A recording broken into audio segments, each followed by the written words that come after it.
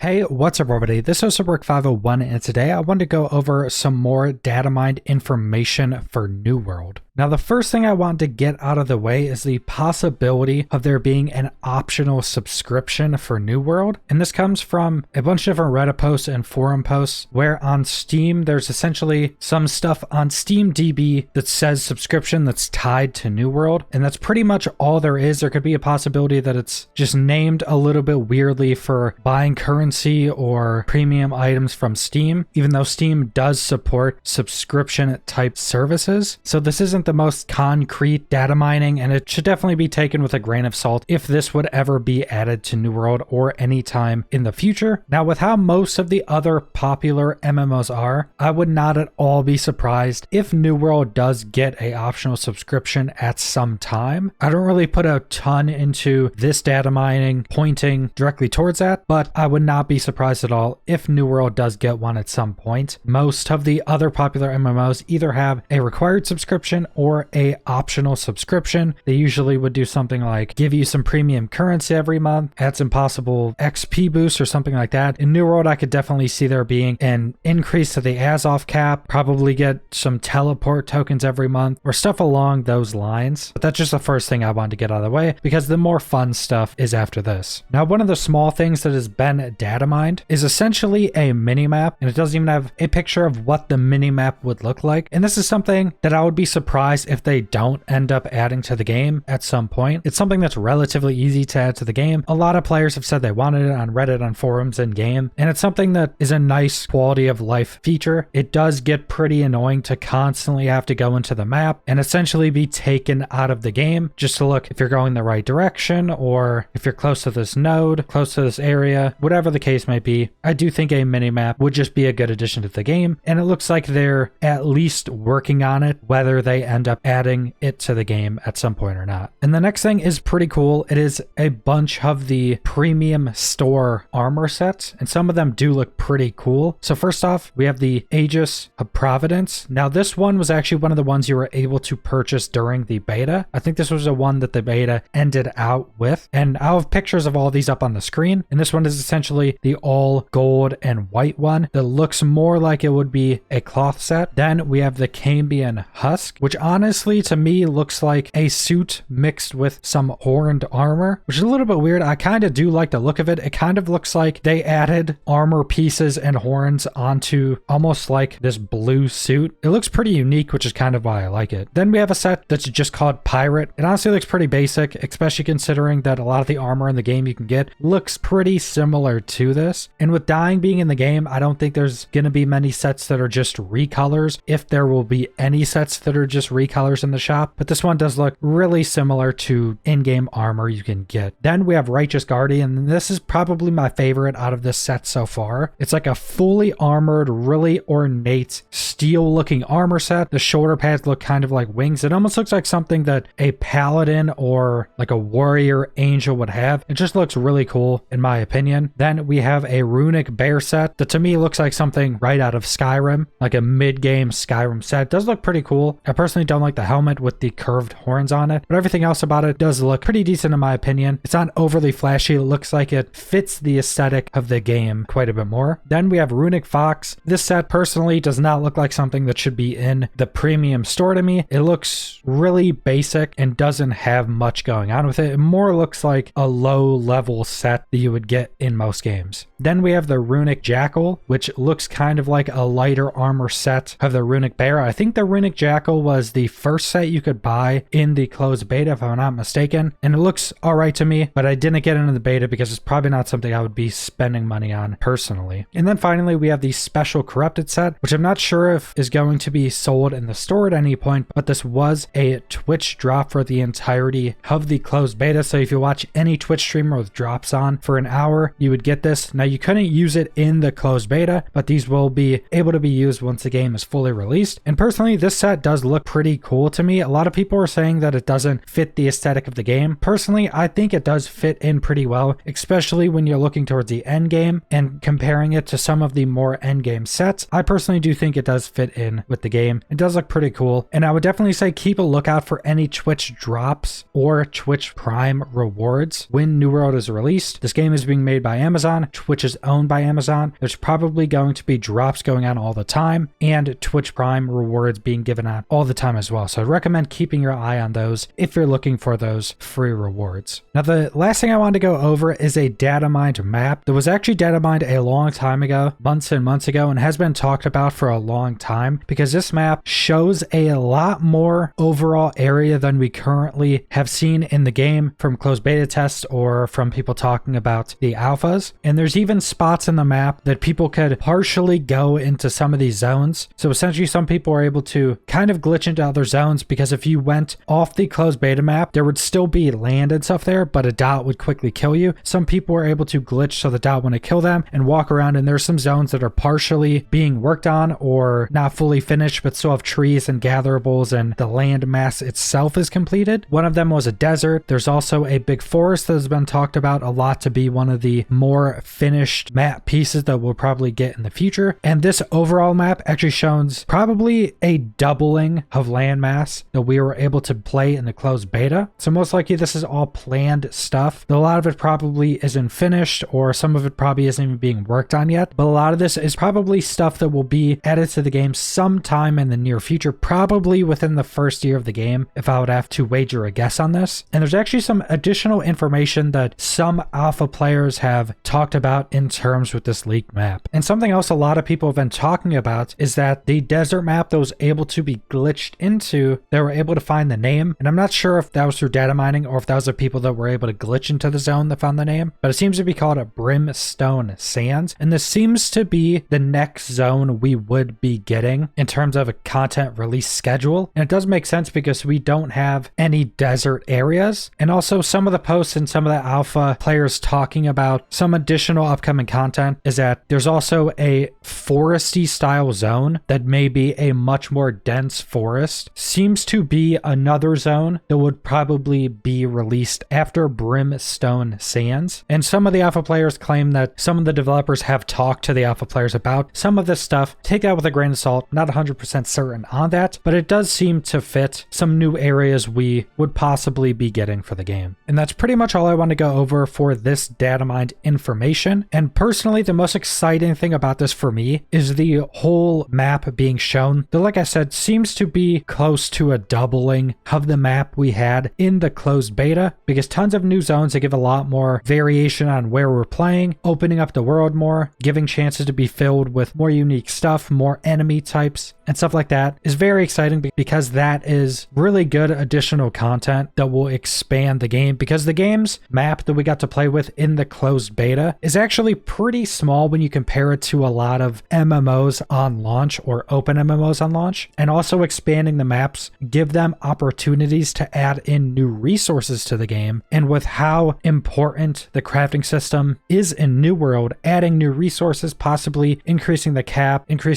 of items you can craft, possibly adding in new crafting types or something like that, could really fit in with adding new portions of the map. So subscribe if you want to see more New World or MMO videos. Leave a like if you liked the video. Leave a comment down below what you guys think about all of these New World leaks, and thanks for watching.